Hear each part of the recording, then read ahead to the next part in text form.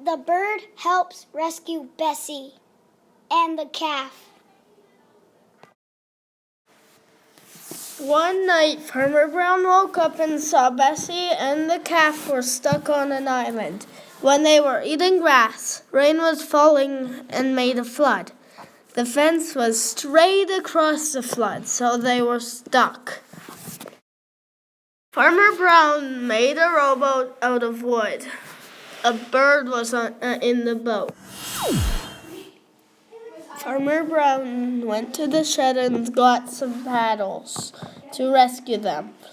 They went to the island by paddling the rowboat. The bird was watching for the island.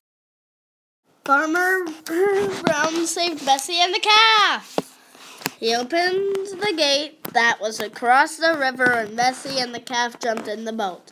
They rowed back to the farm, and the bird was looking for the house.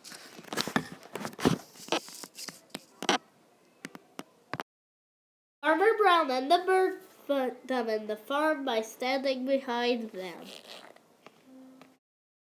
Farmer Brown made the fence closer, so Bessie and the calf are on the other side in case a flood happened again. He went inside the house and was feeling happy.